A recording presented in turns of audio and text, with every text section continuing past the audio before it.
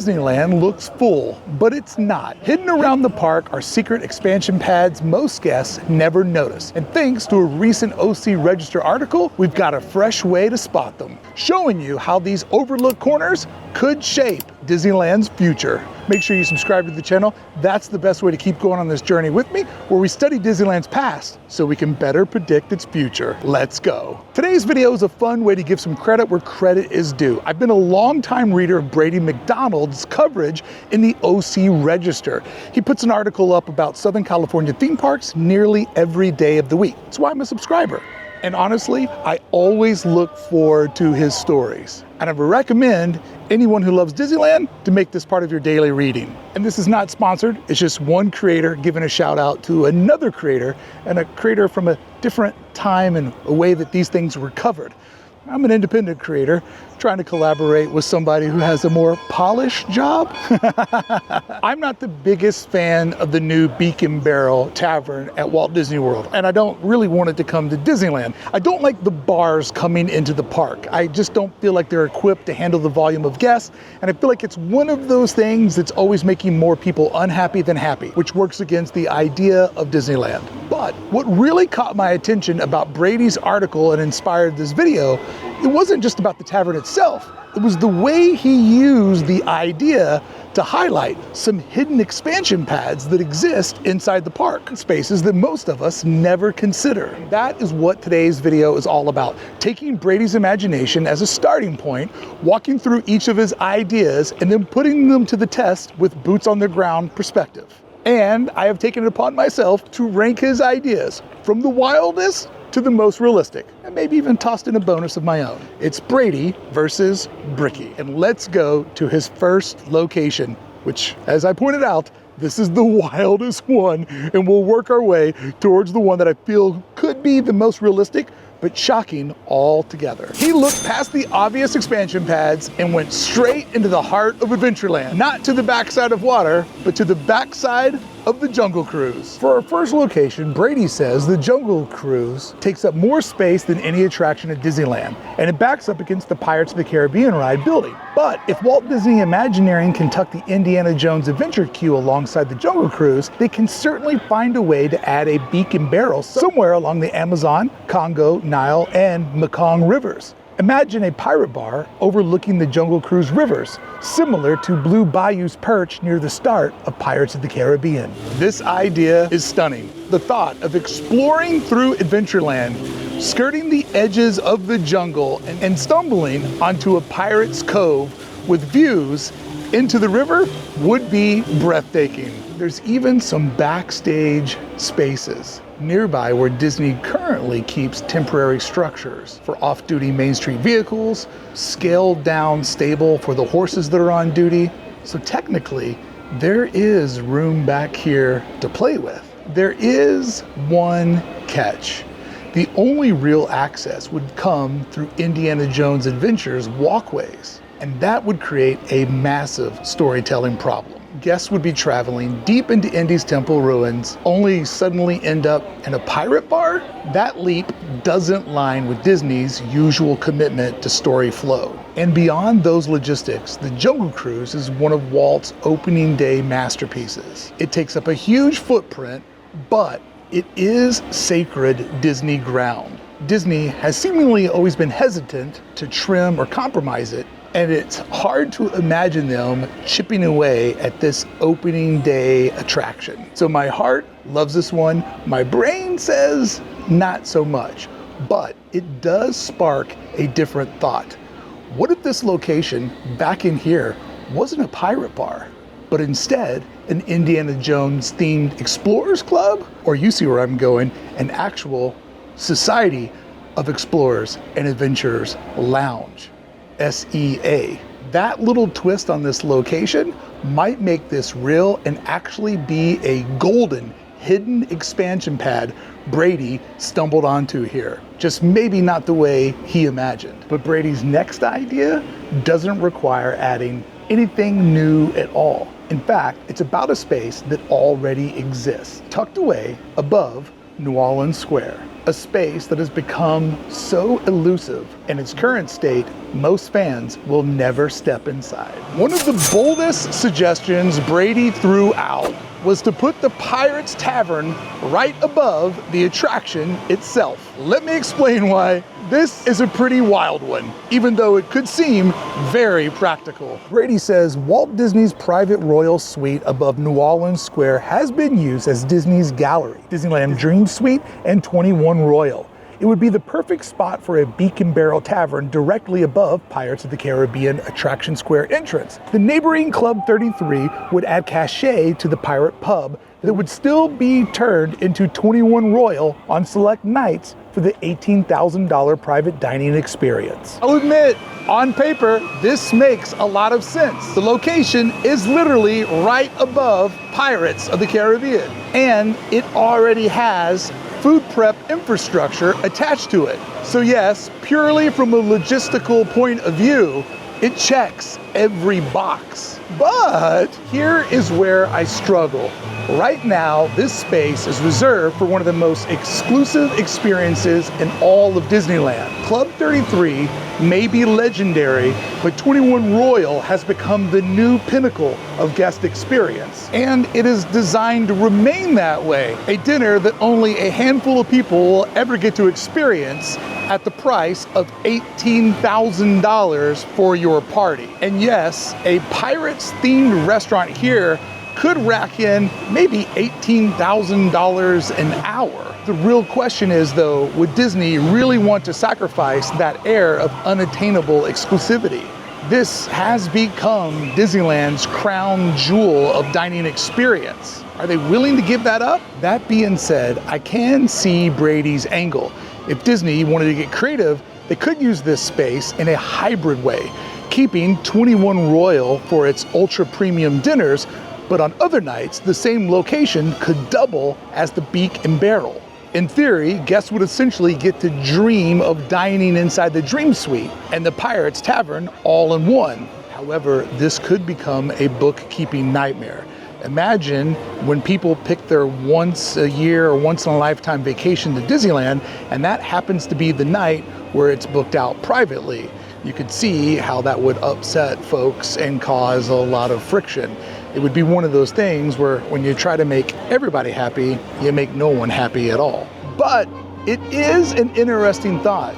And as high concept as it is, the next location pushes things even further. And one of the most radical ideas where a Pirates pub could go inside of Disneyland, but one I bet most fans would wish would happen. Brady's next idea takes us off the mainland and over to Tom Sawyer Island. For our third location, Brady says Captain Jack Sparrow has been known to wander Tom Sawyer Island from time to time. A pirate-themed pub on the island would be the perfect place for Jack to kick up his sea legs and satisfy his unquenchable thirst for rum. A Beak and Barrel on the northern end of Tom Sawyer Island would allow Disneyland to keep the tavern open during Fantasmic. A dedicated raft launch could disembark near Hungry Bear Barbecue Jamboree. For the record, I love this idea and finally putting something on Tom Sawyer Island that generates revenue. Because I agree with Brady that if the island could generate income, it would guarantee its safety from the wrecking ball. Even though I firmly believe our water system here protects this island till the park's demise, it would just be nice to have a little more insurance. So one small problem, the northern side doesn't really connect to New Orleans Square.